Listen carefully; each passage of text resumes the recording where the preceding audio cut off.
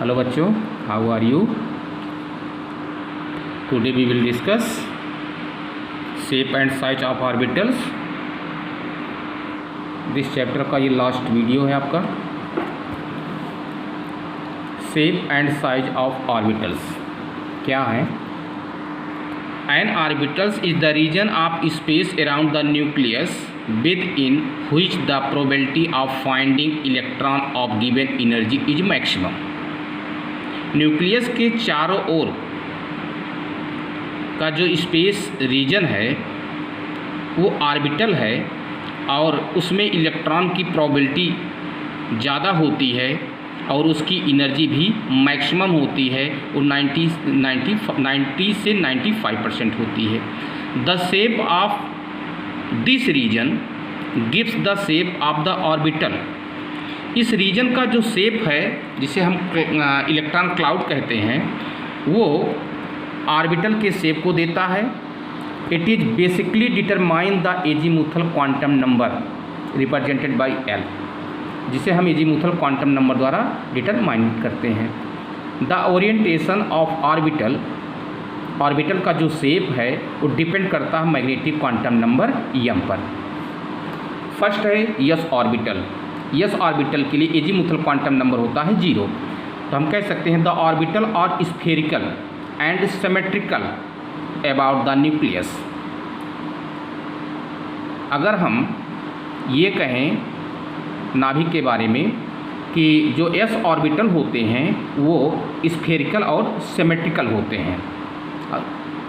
Yes orbital जो होते हैं, यस के जो ऑर्बिटल होते हैं वो स्फेरिकल और सिमेट्रिकल होते हैं। The probability of finding the electron is maximum near the nucleus.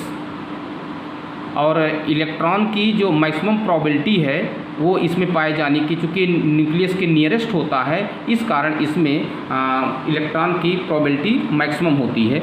And keep on decreasing as the distance from the nucleus. And keep on decreasing, जब यस ऑर्बिटल का डिस्टेंस जो होता है जब वो डिक्रीज होता है from the nucleus,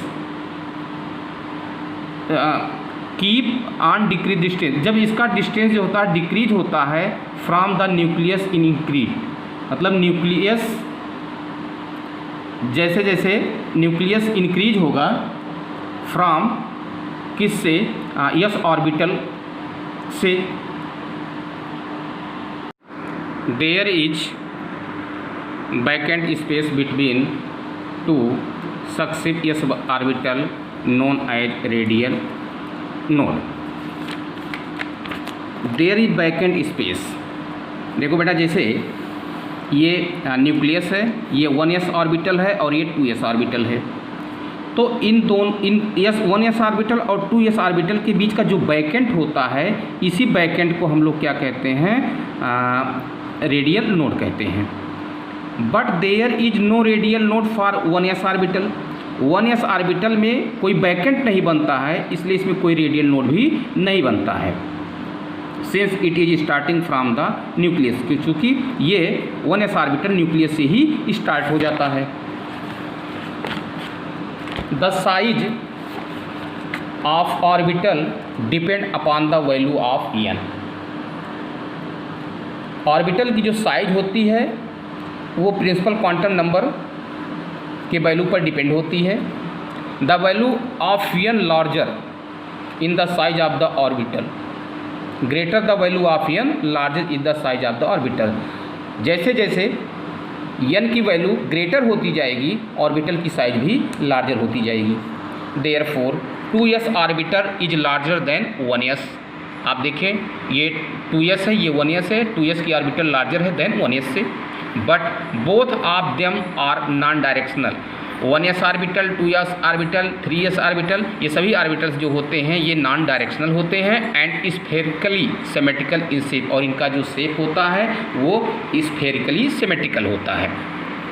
p orbital discuss करें। p ऑर्बिटल पर तो हम कह सकते हैं the probability of finding the p orbital is maximum in 2 lobes on the opposite side of the nucleus. होता क्या है कि जैसे मान लें ये एक्स एक्सेस है और इस एक्स एक्सेस को फिर न्यूक्लियस होता है और जो p ऑर्बिटल होते हैं उनमें लोब्स 2 होते हैं, 1 to 2 लोब्स होते हैं। और ये लोब जो होते हैं on the opposite side, nucleus के अपोजिट साइड में होते हैं, और इन लोबों में इलेक्ट्रॉन की प्रोबेबिलिटी जो होती है वो मैक्सिमम होती है। This gives rise to a dumbbell shape, और इनका जो शेप होता है वो डम्बेल आकार का, डमरू के आकार का होता है for the p orbital. p orbital के लिए L की वैल्यू क्या होती है? 1 होती है। हेंस m की मैग्नेटिक क्वांटम नंबर वैल्यू क्या आ जाएगी? -1 0 + 1 हो जाएगी। 10 p orbital have 3 different orientation. p orbital जो होते हैं उनके चूँकि इनका जो शेप होता है वो डिफरेंट होता है, चूँकि px py pz सब सेल के p 3 ऑर्बिटल होते हैं, px py pz होते हैं, और px py pz का जो शेप होता है वो तीनों जो शेप हैं उनके वो डिफरेंट होते हैं। These are designated as px py pz, और उन्हें हम px py pz से क्या करते हैं? प्रदर्शित करते हैं। Depending upon whether the density of electron is maximum along the x, y and z axis, और इलेक्ट्रॉन की जो डेंसिटी होती है वो along एक्सेस s, y और z पर पाई जाती है। मान लें ये x है, ये y है, ये z है, इन्हीं एक्सेस पर इलेक्ट्रॉन की डेंसिटी पाई जाती है। As they are not spherically symmetrical, और इनका जो p जो ऑर्बिटल होते हैं उनका जो शेप होता है वो स्फेरिकल सिमेट्रिकल नहीं होता है। दे हैव डायरेक्शनल करेक्टर, इनका जो करेक्टर होता है वो डायरेक्शनल दिशात्मक होता है। The 2 lobes of p orbital are separated by a nodal planes, इनके जो दोनों लोब होते हैं वो क्या होते हैं? सेपरेट होते हैं। किसके द्वारा? नोडल प्लेन द्वारा। जो नोडल प्लेन इनमें बनते हैं उन्हीं के द्वारा ये सेपरेट होते हैं। Where the probability of finding electron is 0, जहाँ पे नोडल प्लेन बनता है वहाँ पे इलेक्ट्रॉन की प्रोबेबिलिटी जो होती है वो 0 होती है, इसी कारण उसे हम नोडल प्लेन कहते हैं। The 3p orbital belonging to a particular energy shell, और ये तीनों ऑर्बिटल जो होते हैं इनकी एनर्जी क्या होती है? वो सेम होती है, इस कारण इन्हें हम डिजेनरेट ऑर्बिटल भी कहते हैं। तो belonging to a particular energy shell have equal energy and are called degenerate orbitals. अब आप देखो बेटा, जैसे ये px है, px में जो नोडल प्लेन बनता है वो y और z के बीच बनता है, यहाँ पे बनता है y और z के बीच बनता है px में।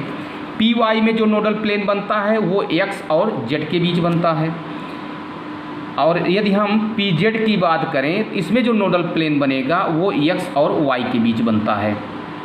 d ऑर्बिटल की चर्चा करें तो L = 2 होता है for a d orbital. Azimuthal quantum number इसके लिए 2 होता है, hence magnetic quantum number -2 -1 0 +1 +2। thus there are 5d orbitals. ये जो हैं कितने ऑर्बिटल्स हैं? 1 2 3 4, और d में कितने ऑर्बिटल्स होते हैं? 5 होते हैं, जिन्हें हम 5d ऑर्बिटल कहते हैं। They have relatively complex geometry, और इनकी जो ज्योमेट्री होती है वो कॉम्प्लेक्स होती है। Out of the 5 orbitals the 3 dxy dyz dzx project in between the axes. d orbital में ये d ऑर्बिटल में dxy dyz dzx ये जो होते हैं ये एक्सेस के, इनके जो लोब होते हैं वो एक्सेस के बीच होते हैं। But dz² and dx² - y² line along the axes, ये लोब जो होते हैं इनके एक्सेस पर होते हैं। अब आप देखो, अगर हम डिस्कस करें dxy के केस में तो इसमें जो नोडल प्लेन बनता है वो zy और xz के बीच बनता है। dyz में नोडल प्लेन बनेगा yx और zx के बीच बनेगा। dxz में देखें तो नोडल प्लेन बनेगा xy और yz के बीच, ये नोडल प्लेन बनेगा। ये नोडल प्लेन है, nodal plane nodal plane nodal plane nodal plane. चूँकि ये एक्सेस पे होते हैं इसलिए इसमें कोई नोडल प्लेन नहीं बन पाता। Note the spherical surface where probability of finding the electron is 0। अभी हमने आपसे कहा कि जहाँ पर इलेक्ट्रॉन की प्रोबेबिलिटी क्या हो? 0 हो, उसे हम क्या कहते हैं, स्फेरिकल नोड कह सकते हैं। उस स्फेरिकल को हम स्फेरिकल नोड के नाम से जानते हैं। तो number of spherical nodes in any orbitals क्या कैलकुलेट वैल्यू है, n-l-1। सेकंड है, this is a plane passing through the nucleus where the probability of finding the electron is zero. मान लें ये एक्सेस है, ये एक्सेस न्यूक्लियस को represent करता है, तो इस एक्सेस पर इलेक्ट्रॉन की प्रोबेबिलिटी क्या होगी, जीरो होगी। तो number of nodal plane in a orbital, तो इस कंडीशन में हम नंबर ऑफ नोडल प्लेन किसके इक्वल होता है, एजीमुथल क्वांटम नंबर के इक्वल होता है। इलेक्ट्रॉनिक कॉन्फ़िगरेशन, इलेक्ट्रॉनिक कॉन्फ़िगरेशन क्या है, तो हम कह सकते हैं कि इलेक्ट्रॉन को जब हम डिफरेंट ऑर्बिटल में, एटम के डिफरेंट ऑर्बिटल में इलेक्ट्रॉन को डिस्ट्रीब्यूट करना ही का जो फेनामेना होता है उसे इलेक्ट्रॉनिक कॉन्फ़िगरेशन कहते हैं। तो the distribution of electron in different orbital of atom is known as electronic configuration of the atom. अब आप देखो इलेक्ट्रॉनिक का कॉन्फ़िगरेशन जो किया जाता है वो s-p-d-f इन्हीं सब सेलों में किया जाता है। आप जानते हैं s में मैक्सिमम कितने इलेक्ट्रॉन होते हैं 2, p में मैक्सिमम 6 इलेक्ट्रॉन, d में मैक्सिमम 10 और f में मैक्सिमम 14 इलेक्ट्रॉन होते हैं। इससे ज़्यादा इलेक्ट्रॉन फिलअप हम नहीं कर सकते हैं। तो क्या कंडीशन होता है, filling up of orbital in the ground state of atom is governed by the following rules. Atom के ग्राउंड स्टेट में ऑर्बिटल को फिलअप कैसे किया जाए उसके लिए कुछ रूल्स हैं। जैसे फॉर एग्जांपल आप बाउ प्रिंसिपल है, पाउली एक्सक्लूजन प्रिंसिपल है, हुंड रूल्स है। तो स्टार्ट करते हैं। फर्स्ट आपका अबाउ प्रिंसिपल। अबाउ जो होता है एक जर्मन वर्ड होता है जिसका मीनिंग होता है बिल्ड अप। इस रूल के आधार according to this rule in the ground state the atomic orbital are filled in order of increasing energy that is in the ground state the electron first occupy the lowest energy orbital available। इनके नियम के अनुसार ये कहते हैं कि electron को जब भी हम फिलअप करेंगे तो जो लोएस्ट एनर्जी का ऑर्बिटल होगा ऑक्यूपाई होगा वहीं से हम इलेक्ट्रॉन को फिलअप करना शुरू करेंगे। जिस ऑर्बिटल की एनर्जी सबसे लोएस्ट होगी उसे फर्स्ट सबसे पहले ही फिलअप किया जाएगा। तो in the ground state of atomic orbital are filled in order of increasing energy. अब पहले एस को फिलअप करेंगे, फिर पी को, फिर डी को, फिर एफ को। एनर्जी का जो ऑर्डर है ये है। तो यस जो होता है सबसे लोएस्ट एनर्जी वाला होता है, तो सबसे पहले उसे फिलअप करेंगे, देन पी को, फिर देन डी को, फिर लास्ट में एफ को। थर्ड पॉइंट है कि in fact the energy of N orbital is determined by the quantum number n and l with the help of n+l rule और Bohr Bury rules according to this rule. In fact the energy of N orbital कह रहे हैं कि एक orbital की जो energy है वो डिटरमाइन होती है किसके द्वारा, by quantum number n and l के द्वारा। फिर ये कहते हैं कि जैसे एक एग्जांपल आपको दें हम कि जैसे आप देखो विन्यास करते हो 1s 2s 2p 3s 3p 3d 4s। 1s 2s 2p 3s 3p ऐसे भी हो सकता है 1s 2s 2p 3s 3p 3d 4s। आप इस तरह इलेक्ट्रॉन को फिलअप कर सकते थे, पर रूल आया n+l। n+ ये बताता है कि इंक्रीजिंग ऑर्डर क्या है। अब जैसे इलेक्ट्रॉन को 3d में फिलअप किया जाए, 4s में फिलअप किया जाए, या यही क्रम बने, तो आप देखें 3d के लिए n+l और 4s के लिए n+l देख लें। इसके लिए n 3 होगा, d कितना होगा आपका 2 होगा, तो वैल्यू कितनी आ गई 5 आ गई। 4s के लिए n कितना 4, l कितना आ गया 0, कितना आ गया 4 आ गया। अब आप देखो 0 1 2 s p d, ठीक है, d के लिए 2 हो गया, 3 2 5 हो गया, 4s 4 हो गया। अब आप देखो बेटा जैसे 1s 2s 2p 3s 3p 3d,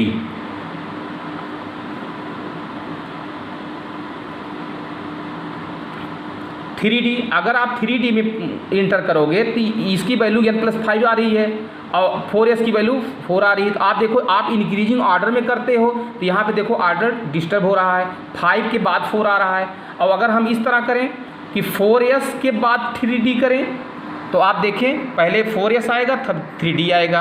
तो आप ये भी ध्यान देना है कि अबाव प्रिंसिपल में n+l रूल फॉलो किया गया था और उसमें ये बताया गया था कि इलेक्ट्रॉन को जब हम इंक्रीजिंग ऑर्डर में फिलअप करेंगे तो जो इलेक्ट्रॉनिक कॉन्फ़िगरेशन का क्रम होगा 1s 2s 2p 3s 3p 4s 3d होगा, ना कि 1s 2s 2p 3s 3p 3d 4s होगा। ये नहीं माना जाएगा, n+l के आधार पर ये माना जाएगा। Lower the value of n+, lower is the energy of the orbital and such as orbital will be filled up first. तो आपने मैंने बताया आपको कि वहाँ सबसे पहले आपको क्या करना होगा, 4s को फिलअप करना होगा और पहले आपको क्या करना होगा कि 4s को फिलअप करना होगा और देन 3d को फिलअप करना होगा। When the two orbitals have same value, अब ये कह रहे हैं अगर n+l की वैल्यू सेम आ जाए तो the orbital having lower value of n has lower energy and such an orbital will be filled up first. Thus order of filling up of orbitals is as follow. अब ये कह रहे हैं कि जैसे आप देखो बेटा, इसी में आप देख लो कि 4s 3d, ये तो क्रम अभी हमने आपको बताया कि 4s के लिए 4 वैल्यू होगी, इसकी 5 होगी, ये क्रम सही है n+l के आधार पर। यदि n+l वैल्यू सेम आ जाए, मान लीजिए 3d 4 की बात p की बात करें, हम 3d और 4p की बात करें तो आप देखें ये हो जाएगा n+l के आधार पर 3 और d हो गया 2, ये हो गया 5, ये हो गया 4 + 1, ये हो गया 5। अब आप देखो कि n+l की वैल्यू 5 आ रही है, यहाँ पे भी n+ वैल्यू 5 आ रही है। 3d और 4p के दोनों के केस में n+l की वैल्यू 5 आ रही है, तो इंक्रीजिंग ऑर्डर हमारा कैसे बनेगा? तो इस केस में देखा जाता है कि जिसका n क्या हो, स्मॉल हो। n किसका स्मॉल है? d का। तो सबसे पहले 3d भरा जाएगा, उसके बाद 4p भरा जाएगा। तो वही कह रहे हैं कि when two orbitals have same value of n+l, the orbital having lower value of n as lower energy and such an orbital will be filled up first। Order होगा आपका 1s 2s 2p 3s 3p 4s 3d 4p 5s 4d 5p 6s 4f 5t 6p 7s। ये increasing order है। However in one electron system orbital of same principal quantum number have same energy.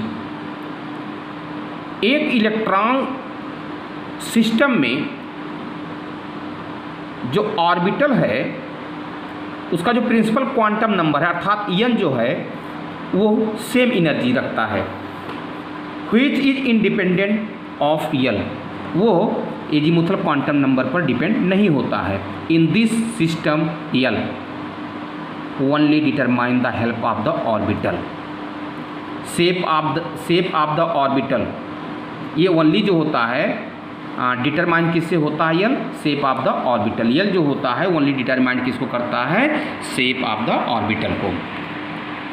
आप देखिए energy of orbital 1s greater than 2s हो रहा है। अब 2p 1s greater than 2s हो रहा है, अब 2s 2p आ रहा है। आप देखो यहाँ एनर्जी में बहुत माइन्यूट डिफरेंस होता है, तो 2s = 2p हो गया, 2p ग्रेटर देन 3s हो गया।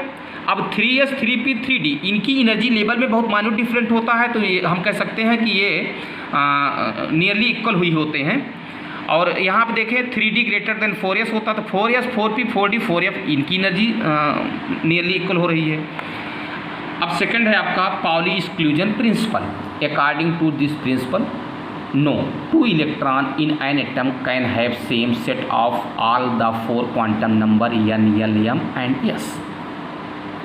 ये कहते हैं कि किन्हीं 2 इलेक्ट्रॉनों के लिए चारों क्वांटम संख्याओं के मान समान नहीं हो सकते हैं। In an atom any 2 electrons may have 3 quantum number identical but 4th quantum number must be different. अब ये कह रहे हैं कि यदि 3 मान लीजिए 3 में n l m आ जाते हैं, तो 3 में n l m क्या होंगे? वो आइडेंटिकल होंगे, माने इक्वल होंगे, बट s जो होगा क्या होगा? 4th क्वांटम नंबर जो होगा वो मस्ट बी डिफरेंट हो जाएगा। Since this principle clouds certain possible combination of quantum number for any 2 electron in an atom। एक परमाणु में किन्हीं 2 इलेक्ट्रॉनों के लिए, एक परमाणु में किन्हीं 2 इलेक्ट्रॉनों के लिए ये जो प्रिंसिपल है वो पॉसिबल कॉम्बिनेशन को निश्चित रूप से क्या करता है? एक्सक्लूड करता है। It was gives the name exclusion principle, और इसे ही हम क्या कहते हैं, एक्सक्लूजन प्रिंसिपल कहते हैं, मतलब अपवर्जन नियम जिसे कहते हैं। Its result are as follow. अब वो क्या क्या रूल्स को फॉलो करता है, फर्स्ट देखें, one orbital can not have more than 2 electrons, एक ऑर्बिटल में 2 से ज़्यादा इलेक्ट्रॉन नहीं हो सकते। The maximum capacity of a sub shell is equal to 2l+1 electrons. ये कह रहे हैं कि एक सब सेल की जो कैपेसिटी, मैक्सिमम कैपेसिटी होती है वो इक्वल किसके होती है, 2l+1 इलेक्ट्रॉन की होती है। फॉर एग्जांपल जैसे आप देखें, अगर l इक्वल टू कितना हो, 1 हो, एजीमुथल क्वांटम नंबर अगर 1 हो तो 2 ब्रैकेट में 2 × 1+1, 2 1 के 2 1 3 2 निचले, तो हम ये कह सकते हैं अगर l इक्वल टू 1 हो तो कितने इलेक्ट्रॉन हो सकते हैं, 6, और 6 इलेक्ट्रॉन किस में होते हैं, पी सब सेल में होते हैं, क्योंकि पी सब सेल में कितने ऑर्बिटल होते हैं, 3 इलेक्ट्रॉन होते हैं। सॉरी, पी सब सेल में कितने ऑर्बिटल होते हैं, 3 ऑर्बिटल्स होते हैं, और एक ऑर्बिटल में कितने इलेक्ट्रॉन होते हैं, 2 होते हैं, तो 3 × 2 कितने हो गए, 6 हो गए। इसके बाद अगला है, the maximum capacity of a main energy shell is equal to 2n²। Energy जो सेल होता है जिसे आप KLM कहते हैं, उसमें मैक्सिमम इलेक्ट्रॉन जो कैलकुलेट किया जाता है वो 2n² से किया जाता है। n इक्वल टू n है तो k इक्वल टू 2 हो जाएगा, n इक्वल टू 2 है तो l इक्वल टू 8 हो जाएगा। यदि n इक्वल टू अगर 3 है, अगर n इक्वल टू कितना हो, 3 है, तो m इक्वल टू कितना हो जाएगा आपका, 18 हो जाएगा। अगला, number of sub shell in a main energy shell is equal to the value of n। ये कह रहे हैं कि एनर्जी सेल मतलब number of shell in a main energy shell, मतलब number of shell in a, मतलब K cell में जो नंबर ऑफ सेल होते हैं वो n के इक्वल होते हैं। तो दैट एग्जाम्पल ये है, number of orbitals in a main energy shell is equal to n²। Shell में नंबर ऑफ ऑर्बिटल जो होते हैं n² के इक्वल होते हैं। जैसे n इक्वल टू अगर 3 है तो नंबर ऑफ ऑर्बिटल कितना हो गया, 3² मतलब 9 हो गया। n इक्वल टू 3 मतलब हो गया बेटा, l की वैल्यू कितनी होगी, 0 1 2 हो गई। 0 s के लिए होता है, 1 p के लिए होता है, और 2 d के लिए होता है। तो s में 1 ऑर्बिटल, p में 3, d में 5, 5 3 8 9 ऑर्बिटल हो गए total. According to this principle an orbital can accommodate at the most 2 electron with spin opposite to each other. It means that an orbital can have 0 1 or 2 electron। ये कह रहे हैं बेटा कि इस प्रिंसिपल के अकॉर्डिंग किसी भी ऑर्बिटल में 2 इलेक्ट्रॉन से ज़्यादा इलेक्ट्रॉन पॉसिबल नहीं होते हैं, और उनकी जो स्पिन होती है वो एक दूसरे से क्या होती है, अपोजिट होती है। एक क्लॉक होगी, जैसे एक क्लॉक होगी, एक एंटी क्लॉक होगी। फिर ये कहते हैं, if N orbital has 2 electron they must be opposite. जो आप देख रहे हैं, इस तरह हम ऑर्बिटल में इलेक्ट्रॉन को रिप्रेजेंट करेंगे, ये करेक्ट माना जाएगा। अगर इस तरह हम रिप्रेजेंट करेंगे, दोनों इलेक्ट्रॉन के डायरेक्शन को हम सेम रख देंगे, तो ये इनकरेक्ट हो जाएगा। Hund's rule of maximum multiplicity. The rules provide the basis for filling of degenerate orbital of the same section. Hund rules ये कह रहा था कि जो ऑर्बिटल्स होते हैं, जैसे पी सबसेल में, पी सबसेल की बात करें तो उसमें px, py, pz ये तीनों ऑर्बिटल की जो एनर्जी होती है वो सेम होती है। ऐसे ऑर्बिटल को हम डिजेनरेट ऑर्बिटल कहते हैं। तो कह रहे हैं कि सेम सबसेल के जो ऑर्बिटल्स होती है वो डिजेनरेट होती है। उसे हम फिलअप कैसे करते हैं, हुंड के रूल्स के अकॉर्डिंग करते हैं। ये रूल क्या कहता है, electron filling will not take place in orbitals of same energy until all the available orbitals of a given subshell contain 1 electron each with parallel spin. The implies that electron pairing begin with 4, 6 and 8 electron in p, d and f orbital. ये कह रहे हैं बेटा कि जैसे मान लीजिए ये p सबसेल है, इस p सबसेल में 3 ऑर्बिटल है, px, py, pz होते हैं। इसमें जब भी हम इलेक्ट्रॉन को फिलअप करेंगे तो पहले वाले ऑर्बिटल में 1, दूसरे वाले में 2, तीसरे वाले में 3। जब इस तीनों ऑर्बिटल में एक एक इलेक्ट्रॉन फिल हो जाएंगे उसके बाद जो इलेक्ट्रॉन बचता है उसको हम क्या करते हैं, पेयरिंग करते हैं। तो आप देखो P में क्या करते हैं, 4th इलेक्ट्रॉन की पेयरिंग करते हैं, D में 6th इलेक्ट्रॉन की पेयरिंग करेंगे और 7th और F में जो होगा हम 8वें इलेक्ट्रॉन की पेयरिंग करते हैं।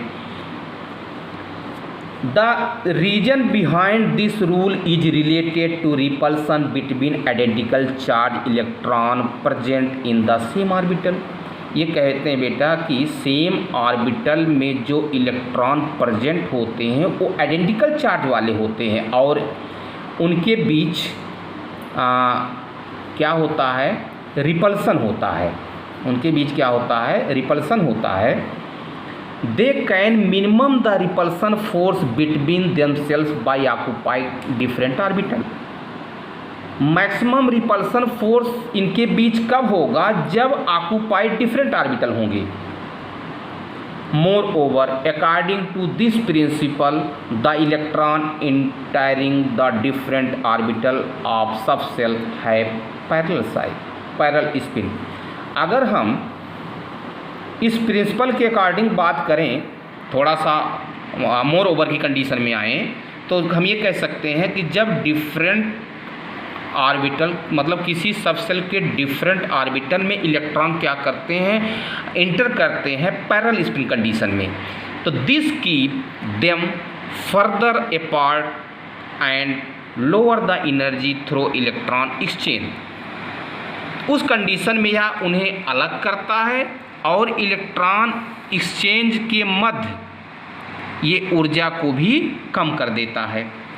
The term maximum multiplicity means that the total spin of unpaired is maximum in case of correct filling of orbitals as per this rule। ये रूल ये कहता है कि मैक्सिमम अगर अनपेयर्ड इलेक्ट्रॉन की स्पिन है ऑर्बिटल में तो वो इस रूल को करेक्ट फॉलो करता है, टोटली इस रूल को फॉलो करता है। स्पिन मल्टीप्लिसिटी कैसे हम कैलकुलेट करते हैं, number of unpaired electron plus 1। जैसे आप देखें ये बेटा पी सबसेल है, पी सबसेल में 3 ऑर्बिटल्स हैं, px py pz होता है। जब इसमें एक इलेक्ट्रॉन आप एंटर कर देते हैं तो ये पेयरिंग करना शुरू कर देता है, अर्थात मल्टीप्लाई कंडीशन में आ जाता है, इलेक्ट्रॉन। यहाँ आप देखें exceptional electronic configuration, chromium, copper, niobium, molybdenum, ruthenium, rhenium, palladium और सिल्वर। आप देखें ये सभी एक्सेप्शनल केस होते हैं। फॉर एग्जांपल आप को समझा, जैसे क्रोमियम है, क्रोमियम में देखो तो बेटा 3D में 4 और 4s में 2 इलेक्ट्रॉन होते हैं, लेकिन अगर एक इलेक्ट्रॉन S से D में आ जाता है तो ये स्टेबल कंडीशन में आ जाता है, तो इस तरह इसका इलेक्ट्रॉनिक कॉन्फ़िगरेशन हो जाता है। सेम इसी तरह अगर देखें तो जनरल इलेक्ट्रॉनिक कॉन्फ़िगरेशन इसका जो होता है 3D9 4s2 होता है। और जब आप देखें अब ये इलेक्ट्रॉन एक जंप किया D में तो हो गया 3D 4sn हो गया। तो ये जो आपको दिए गए हैं 1 2 3 4 5 6 7 8 एलिमेंट्स ऐसे होते हैं जो एक्सेप्शनल केस होते हैं इलेक्ट्रॉनिक कॉन्फ़िगरेशन में। हम अगर किसी आयन का इलेक्ट्रॉनिक कॉन्फ़िगरेशन करते हैं, जैसे आयरन का है 4s2 3d6 है, इसमें से हमने 2 इलेक्ट्रॉन बाहर कर दिया तो ये हो गया 3d6, इसमें से एक इलेक्ट्रॉन हमने और बाहर किया, अब देखिए 3d5 में, अब 5 में क्या हो गए, एक इलेक्ट्रॉन हो गए, 1 2 3 4 5, अब ये स्टेबल हो गया। मतलब ये आयरन जो होता है ट्रिपल जब कैटायन बनाता है तो उस कंडीशन में स्टेबल होता है। क्लोरीन की अगर बात करें तो क्लोरीन में आप देखो इसका इलेक्ट्रॉनिक कॉन्फ़िगरेशन क्या है, आउटर मोस्ट का 3p5 होता है। जब एक इलेक्ट्रॉन एक्सेप्ट कर लेता है तो पी में कितने इलेक्ट्रॉन हो जाते हैं, इसके 6 इलेक्ट्रॉन हो जाते हैं। एक इलेक्ट्रॉन ये एक्सेप्ट करके जो होता है स्टेबल हो रहा है। मेटल्स जो होते हैं इलेक्ट्रॉन को क्या करते हैं, डोनेट करके स्टेबल होते हैं और नॉन मेटल इलेक्ट्रॉन को एक्सेप्ट करके स्टेबल होते हैं। Extra stability of half filled and completely field orbitals, आप देखें वे ऑर्बिटल जो हाफ फील्ड होते हैं या फुल फील्ड होते हैं वही स्टेबल होते हैं। Half filled and completely filled subshell have extra stability due to the following reason. क्या क्या कारण रीजन होते हैं जो फुल फील्ड और हाफ फील्ड ऑर्बिटल को स्टेबिलिटी देते हैं। फर्स्ट है symmetry of orbital. It is a well known fact that symmetry leads to stability. आप ये बात अच्छी तरह से जानते हो कि ऑर्बिटल की जो सिमेट्री होती है वो स्टेबिलिटी को प्रदान करती है। सेकंड है thus if the shift of an electron from one orbital to an orbital different slightly in energy. देखो बेटा, जब इलेक्ट्रॉन क्या होता है एक ऑर्बिटल से दूसरे ऑर्बिटल में शिफ्ट होता है तो उनकी एनर्जी में जो होता है बड़ा माइन्यूट डिफरेंट होता है, result in the symmetrical electronic configuration, और इस कारण उनका जो इलेक्ट्रॉनिक कॉन्फ़िगरेशन होता है वो सिमेट्रिकली हो जाता है, इट्स बिकम मोर स्टेबल, और वो ऑर्बिटल को स्टेबिलिटी को प्रदान करते हैं। जैसे P में 3 D में 5 और P में 3 D में 5 और F में 7 ये कॉन्फ़िगरेशन है, ये स्टेबिलिटी देता है। अब देखें P में 6 है, D में 10 है और F में 14 है तो ये भी इसको स्टेबिलिटी देता है। तो हम कह सकते हैं कि जो सबसेल होते हैं वो क्या करते हैं कि सिमेट्रिकल कंडीशन में सबसेल के जो ऑर्बिटल्स होते हैं सिमेट्रिकल कंडीशन में मैक्सिमम स्टेबिलिटी को क्या करते हैं प्रोवाइड करते हैं। और उस कंडीशन में क्या होता है कि इलेक्ट्रॉन जो होते हैं वो न्यूक्लियस इलेक्ट्रॉन का जो अट्रैक्शन होता है न्यूक्लियस के प्रति जो होता है वो बढ़ जाता है। More stable than their near. Exchange energy की बात कर लें तो the electron is various subshell can exchange their position since electron in the same subshell have equal energy. हम ये कह सकते हैं कि वेरियस सबसेल जो डिफरेंट टाइप के सबसेल होते हैं उनमें जब इलेक्ट्रॉन अपनी पोजीशन को क्या करता है वो एक्सचेंज करता है तो electron in the same subshell, तो सेम सबसेल में जो इलेक्ट्रॉन होगा उसकी एनर्जी जो होगी वो क्या होगी इक्वल होगी। The energy is released during the exchange process. Exchange process के समय इलेक्ट्रॉन एनर्जी क्या होती है वो रिलीज होती है with in the same subshell. कहाँ पे ये कंडीशन फॉलो होगा जब सबसेल क्या होंगे उनके सेम होंगे। In case of half filled and completely field orbitals the exchange energy is maximum. Half field के केस में और हाफ फील्ड के केस में और कंप्लीटली फील्ड ऑर्बिटल के केस में क्या होता है कि एनर्जी का जो एक्सचेंज होता है वो मैक्सिमम होता and is greater than the loss of energy. उस कंडीशन में क्या होता है कि ये एनर्जी को क्या करते हैं लॉस करते हैं due to the transfer of electron from a high to lower subshell. जब इलेक्ट्रॉन जो होता है वो हायर से लोअर की कंडीशन में जाता है तो उस कंडीशन में क्या करता है कि ये एनर्जी जो होता है वो लूज करता है। जब इलेक्ट्रॉन ट्रांसफ़र होते हैं वो हायर से लोअर एनर्जी की तरफ उस कंडीशन में क्या करते हैं एनर्जी को लूज करते हैं।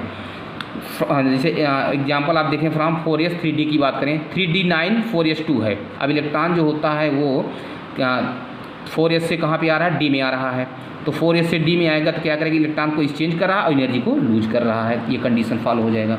The greater the number of possible exchange between the electron of parallel. ये कह रहे हैं कि पॉसिबिलिटी ज़्यादा पाई जाती है जब पॉसिबिलिटी वहाँ पे ज़्यादा पाई जाती है जब इलेक्ट्रॉन जो होते हैं वो पैरेलल कंडीशन में हों। पैरेलल कंडीशन में जब इलेक्ट्रॉन होते हैं तो उनके बीच एक्सचेंज की पॉसिबिलिटी सबसे ज़्यादा होती है present in the degenerate orbital. मतलब अगर इलेक्ट्रॉन डिजनरेट ऑर्बिटल में प्रेजेंट हो उसका स्पिन पैरेलल हो तो उसमें एक्सचेंज की पॉसिबिलिटी ग्रेटर होती है। The higher would the amount of energy release and more will be the stability. और उस कंडीशन में क्या करते हैं एनर्जी को वो रिलीज करके स्टेबिलिटी को प्रदान करते हैं। Let us count the number of exchange that are possible in and configuration among electrons with parallel spin. अब आप देखो फॉर एग्जांपल जैसे D4 है, अब D में 5 D सबसेल में ये D सबसेल है, D सबसेल है, इसमें 5 ऑर्बिटल हैं DXY DYZ DXZ DX2 Y2 DZ2, इसमें 4 इलेक्ट्रॉन हैं। अब आप देखो 3 exchange by 1 electron, 3 exchange by 1 electron. इसमें आप देखें कि एक इलेक्ट्रॉन द्वारा 3 का एक्सचेंज हो रहा है। यहाँ पर देखें 2 इलेक्ट्रॉन द्वारा 2 का एक्सचेंज हो रहा है और यहाँ पे आप देखें 3 इलेक्ट्रॉन द्वारा 1 का एक्सचेंज हो रहा है, 3 इलेक्ट्रॉन द्वारा 1 का एक्सचेंज हो रहा है। कुल एक्सचेंज कितना हुआ? 3 2 1 6 हो गया। Total number of possible exchange कितना हो गया? 6 हो गया। अभी हमने आपसे कहा था कि इलेक्ट्रॉन जितना ज़्यादा एक्सचेंज होंगे वो एनर्जी को लूज करके होंगे और स्टेबिलिटी उतना ज़्यादा प्रोवाइड करेंगे। D5 का केस आप देख लो, यहाँ पे 1 इलेक्ट्रॉन द्वारा 4 का एक्सचेंज हो रहा है, 1 2 3 4। यहाँ पे देखें 2 इलेक्ट्रॉन द्वारा 3 का एक्सचेंज हो रहा है। यहाँ पे देखें 3 इलेक्ट्रॉन द्वारा 3 इलेक्ट्रॉन द्वारा जो होता है 1 2 3 इलेक्ट्रॉन द्वारा 2 का एक्सचेंज हो रहा है। यहाँ पे देखें 4 इलेक्ट्रॉन द्वारा केवल 1 का एक्सचेंज हो रहा है, 1 2 3 4 4 इलेक्ट्रॉन द्वारा 1 का एक्सचेंज हो रहा है। तो यहाँ पे देखें 4 3 2 1 4 3 2 1 कितना आ गया? 10 आ गया। तो नंबर ऑफ पॉसिबल एक्सचेंज कितना है? 10 है। तो नंबर ऑफ पॉसिबल एक्सचेंज जितना ज़्यादा होगा उस सब सेल के ऑर्बिटल उतना ही ज़्यादा स्टेबल होंगे। That's all.